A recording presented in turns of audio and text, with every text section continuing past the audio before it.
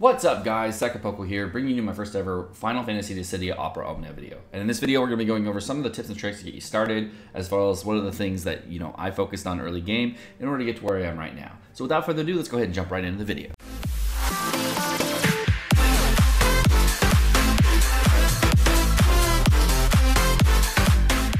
So guys, by the time of watching this video, you'll probably played Final Fantasy just a little bit, and you understand that you have to build a team, put guys in the team, and figure out what you want to do. So for this video, I'm going to be showing off a couple different ways of each different character of what you're going to be having for your teams and how to build your teams. So the first thing, when you're going into any mission whatsoever, you're going to be going, you hit your begin tab, you have to pick a friend captain. It's like a bunch of them, you never know which one to pick. So I'm just going to pick one of them and it'll help you out a little bit. Each different character has a different set of abilities. Now, if you ever want to know what each character is going to do, what you're going to do is first off, click the ability and hold it down, or tap it and hold it down on a phone. The unit here is going to remove all debuffs, which is an ability I got for her otherwise. And you can see that it's also going to grant 1.2 times caster's initial brave to all party, which is really good. If I click the HP attack here, you'll also notice that there is going to be expends brave damage to deal HP damage. And if I click the brave attack here, you can see it does magic attack that steals enemies brave. You'll also notice there's a little arrow that's going to be pointing, and that's what that's going to do is show me exactly where I'll be if I use that ability. So if I hold down this ability, you'll see that my unit actually will move up. Or if I use a different ability, you can see I do that as well. So the first thing I'm going to do is I'm going to go ahead and pop my Asuna ability, which is my support ability. The next character we're going to be going over is another character that has different forms, and her name is Prish. Now this will help you out in exactly what kind of characters there are in the game. And this character has a couple different abilities. First, she has Brave Attack and HP Attack, just like every other character. But then she has this thing called one LL Punch, one I'm Limb Punch, one Ill Punch. I don't actually know what this is called because there's two eyes here. Why is that so weird? And then she also has a thing called Spin Attack. What I'm going to do is that since she has an ability here, it's a group melee Brave Attack. Ability is going to change to Fire and Holy and Wind Brave Attack upon use. It has a high turn rate. You can see that if I use it, I'm going to hit everybody on the field, and it's going to do high amounts of bravery to everybody as well as broke someone. Now, we're talking about Prish a little more here, and you can see that when I use Prish here, now I have two different abilities. One is called Backhand, and the other one's Fusion.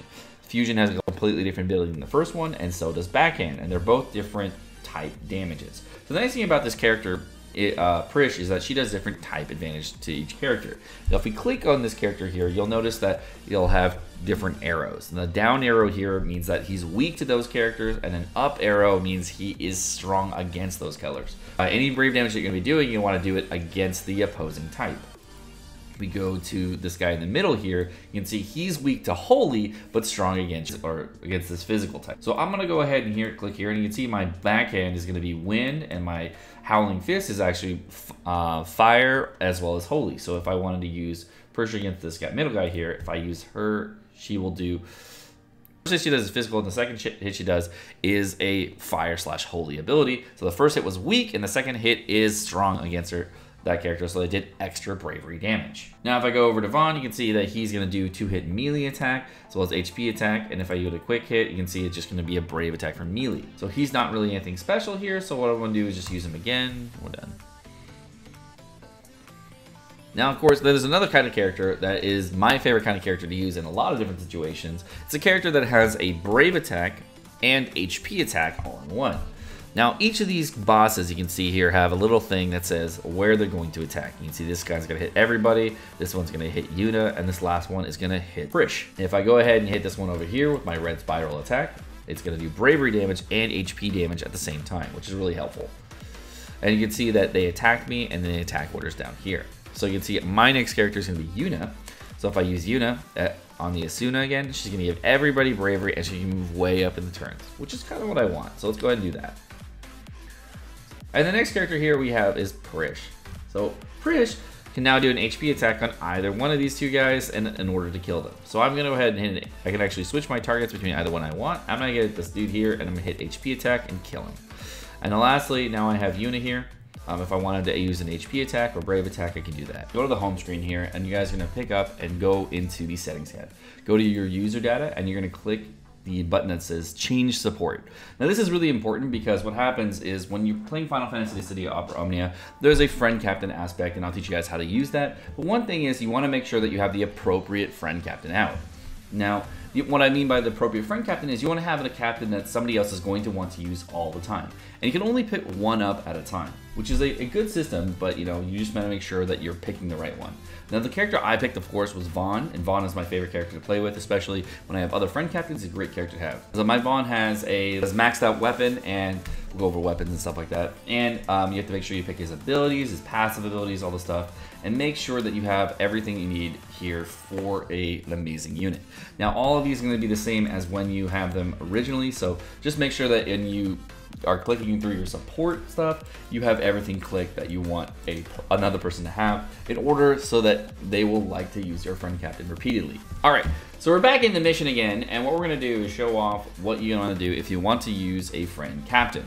So you can see here that now I have Yuna up right now, and I'm like, okay, so I want to use my friend captain. All I have to do here is click down this friend captain. You can see his abilities, all the stuff he has, and I'm just click him real quick, and I swap out. You'll notice it has 5 turns left on him, so I can only use him for 5 turns. So I'll go ahead and use his ability here, bam, bam, and kill this dude.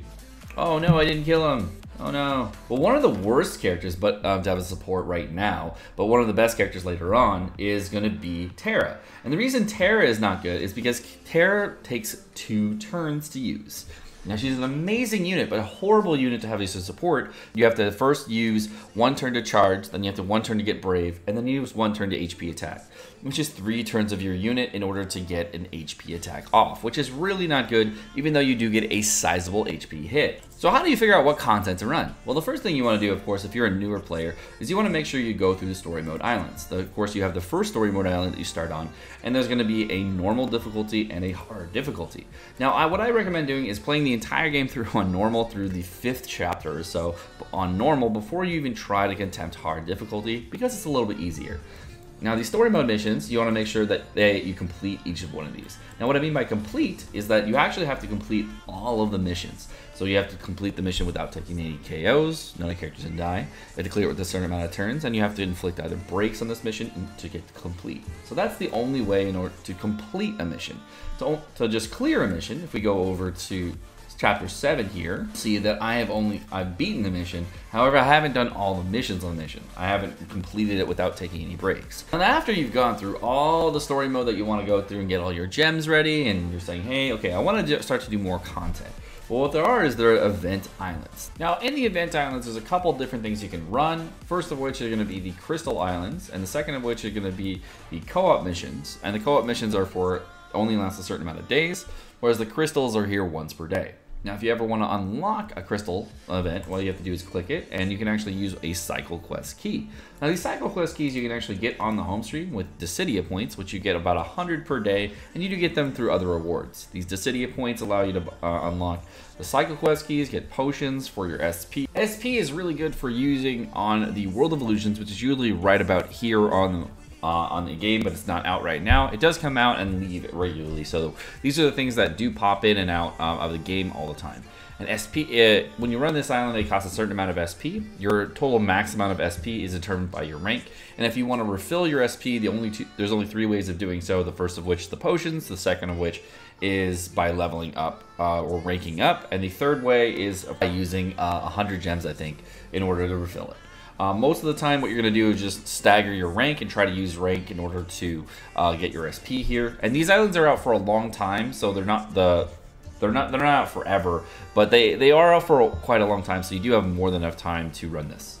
Now, there are a couple different types of event islands that we can run. There's a co-op quest that we can run with other players, which allows us to get crystals. There is a co-op here that allows us to get some stickers, which are basically emotes you can use in the game, and they also do provide some other nice things there.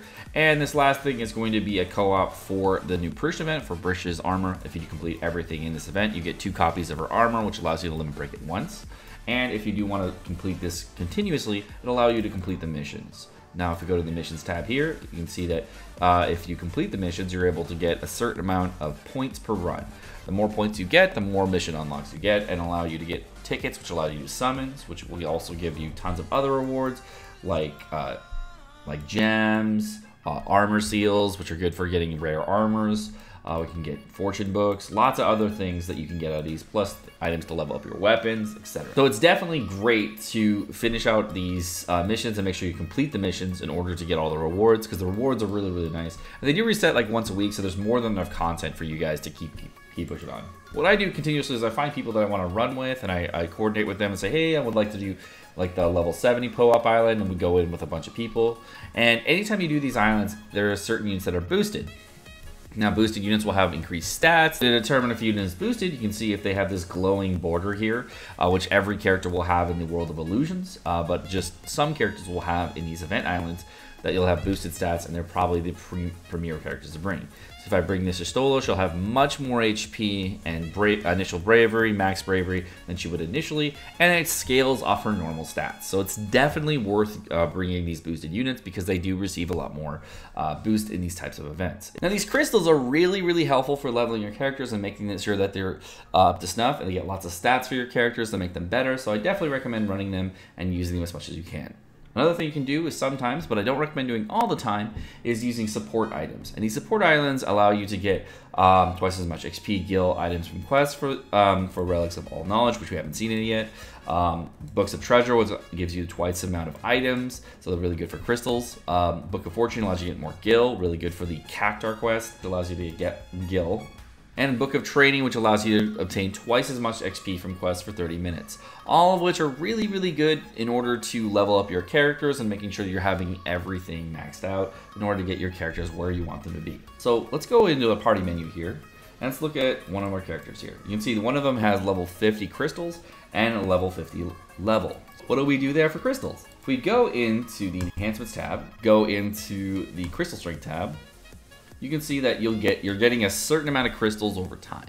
So let's go into the crystals here and let's talk about these a little bit and see what we can get here. So there's two different types of passive abilities you can get from crystals. The first of which you can see is a status ability, which you're going to get naturally. You don't have to spend any of your CP on it. You're going to actually just get these naturally, and these are just upgrading your character, which is really nice. So the more crystal levels you get, the more status abilities you get, and these are all just innately put onto your character, just like you would level up and get these abilities. So now you're just getting them more through here, which is great. But you also require these passive abilities. These passive abilities you get every 5 levels. You'll see that every 5 levels, I'm getting a new passive ability, which allows me to get more stuff, which is cool. So let's go ahead and get this next status ability, which is going to be Attack plus 17. Once I get this Attack plus 17, I'm going to use some of my crystals. It'll take 30 small crystals as well as 30 medium crystals. But now I need 2 more medium crystals in order to get my next one, which is going to be Brave Break bonus up, which would be a very helpful ability to have with this character. Now these passive abilities that you're going to get right here allow you to increase your character's stats over time. Now you're going to get all of these based on the character's level, and they're going to require different passive abilities. The status abilities that you get are just going to be innately put onto your character, so you don't have to worry about them, but the passive abilities you get per character level. At a certain point you get all of them, and you're going to have more than enough. So why are different passive abilities considered different colors? You can see here these ones are 2 different colors. So if I go to one of my character screens and I go to a character that I have a rainbow weapon for, let's say Vaughn. Now Vaughn has an ability on his weapon that says Red Spiral Brave Boost and Attack Operation for a greater red spiral for the Affinity ability. If I go to passive abilities, you'll notice that I actually have that passive ability here. And what that's for is for me to actually take this passive ability from this weapon. So if I do get an upgraded weapon, I can actually take this passive ability and then have a new passive ability on my next weapon. So you don't have to fear that if you max out a weapon, that you can actually keep passive abilities from weapon to weapon, which is really great. I like that a lot about this game. It's very cool. The other thing about passive abilities that you'll notice is that when you first start out is not really a big deal, but you'll also start at a certain point in time, you'll actually get to a point where you max out on what's called CP, or cost points. Now these cost points that you have for CP allow you to get more and more passive abilities, which will improve your character even more and more and more. One of these passive abilities can be very, very good, but you need a certain amount of CP to use them. You can see my weapon here is a 30 CP weapon. It initially was a 15 CP weapon. Getting duplicates of this weapon allowed me to get more CP for my weapon, which allowed me to increase the amount of CP that I had for my total character for passive abilities. So the first one put it up to 20, the second one to 25, and the third and final one put it up to 30, which is great. You don't have to max level the weapons in order to get the CP, But what you do have to do is if you want to get the passive ability from the weapons, the one that we were talking about before with the greater red spiral here, you do have to max out the weapon after you've maxed limit break. There are two ways of limit breaking a weapon. The first way of limit breaking a weapon is to feed a duplicate of the weapon to itself. And the second way is to sell a weapon. Sell a gold weapon, what you would do is go into your sell tab, find a weapon that you really want to sell, that you don't really think you're ever going to use, click that weapon and hit sell. Now you can see power stones can be obtained by selling 5-star weapons. This does not apply to 5-star weapons obtained by enhancing rarity. So basically what that says is that if you leveled up a 4-star weapon and you limit break it to max and fully leveled up, it'll turn into a gold weapon. A silver weapon turns to gold, a gold turns into rainbow. What they're saying is don't try to level up these silver weapons in order to get yourself a power stone, because that's not how it works. You can only get them from selling these gold weapons. A power stone right here, as you can see, to limit break 5-star weapons. It requires 4 power stones in order to get 1 limit break crystal. So you don't want to sell your weapons frivolously. You want to make sure that you do have enough in order to max limit break the weapons, and you probably want to just keep a bunch just in case. Now there are certain weapons that are not going to be super useful, but that can come later, and there's probably a separate video on what weapons you can sell or not sell. So the next thing in the game, we've gone over crystals, weapons, and armor, and all the things you can do to equip your characters and how you can do that. If you ever want to equip a weapon to a character, obviously it's pretty simple. You're just going to click the weapon and just click it and you're good to go. So pick whatever weapon you want. And with every character, there's a different kind of affinity. So let's go into affinities and what they are. So you'll notice that some of these characters have a gold background, whereas some of them have a white background and others have a black background. Now, you'll notice that this Bart's character has a black background. Black background means is that I have one of his armor or weapon that has an affinity boost. Now, the affinity boost, is, you can see here, is a different affinity ability you get for Bart's. Now, if I was going to go add in his weapon, you can see it's a little glowy around the weapon. I click the weapon, just hold it down, and you can see, oh yeah, it is an affinity boost to Bart. And now the character will have a gold background. Now the gold background characters are the ones that have their weapon and their armor, so it can be any version of that weapon armor. It could be a silver weapon, could be a gold weapon, could be a higher CP weapon, doesn't really matter.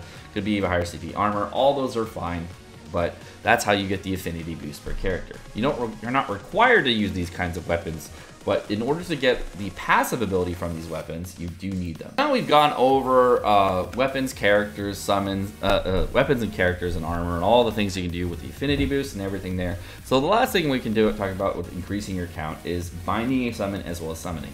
So there are certain summons in the game. There's going to be a certain amount released every so often. When I started the game, there were 6. Now there's 8, so there's even more. And now after binding a summon, you need to increase the level of the summon. So let's go into that and talk about that a little bit. The first thing about summons is that there's going to be events for each summon. Now there wasn't an Ifrit event out initially that actually helped a lot of people get the Ifrit summon, which is really great. And there was another one for Shiva, and then the next one is going to be for Ramu, which is coming out very soon. Ramu is this dude right here, by the way. To level up a summon, you can see that whenever you level a summon from level 8 to level 9 here, it's going to increase the amount of Brave that you get for your summons. It will also increase your max Brave bonus, you can see at the bottom here, and it will possibly increase the amount of turns you have for the summon, or even increase the summoning speed of the summon, giving you a faster summon and a longer summon, which is very nice. For leveling up the summon stuff, they require these summoning materials that you usually get out of the event islands for these, and there are some times that you can get them out of the story mode. There's areas you can farm in the story mode to get these, so if you do want to farm them on the side there, you're more than willing to do so. My recommendation, just wait for the summon island so you can get these all maxed out appropriately.